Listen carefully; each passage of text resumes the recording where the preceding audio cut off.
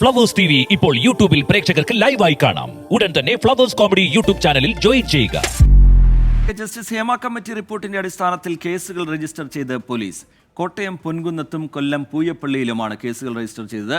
കമ്മിറ്റിക്ക് മുമ്പിൽ ദുരനുഭവങ്ങൾ വെളിപ്പെടുത്തിയ അതിജീവിതകളെ അന്വേഷണ സംഘം നേരിൽ കണ്ട് മൊഴിയെടുത്തിരുന്നു. ഇതിന്റെ അടിസ്ഥാനത്തിലാണ് നടപടി. ഹൈക്കോടതി വടിയെടുത്തതിന് പിന്നാലെയാണ് ഹേമ കമ്മിറ്റി റിപ്പോർട്ടിൽ പ്രത്യേക സംഘം അന്വേഷണം ആരംഭിച്ചത്. കമ്മിറ്റിക്ക് മുമ്പാകെ മൊഴി നൽകിയവരെ അന്വേഷണ സംഘം നേരിൽ കണ്ടു. ഇതിലൊരു യുവതിയുടെ പരാതിയിലാണ് മേക്കപ്പ് മാനെതിരെ 354 വകുപ്പ് പ്രകാരം പൊൻകുന്നം പോലീസ് ആദ്യ കേസ് രജിസ്റ്റർ ചെയ്തത്. ഹേമ കമ്മിറ്റി റിപ്പോർട്ടിന്റെ അടിസ്ഥാനത്തിൽ കൊല്ലം പൂയമ്പള്ളി പോലീസും കേസെടുത്തു. വാട്സാപ്പിലൂടെ അശ്ലീല സന്ദേശം അയച്ചെന്ന പരാതിയിൽ മേക്കപ്പ് ആർട്ടിസ്റ്റിനെതിരെയാണ് കേസ്. ഇരയുടെ മൊഴി രേഖപ്പെടുത്തി. കേസ് പ്രത്യേക അന്വേഷണ സംഘത്തിന് കൈമാറി. ഇതുവരെ ഹേമ കമ്മിറ്റി റിപ്പോർട്ടിന്മേൽ സ്വീകരിച്ച നടപടികൾ പ്രത്യേക അന്വേഷണ സംഘം 3-ാം തീയതി ഹൈക്കോടതിയെ അറിയിക്കും.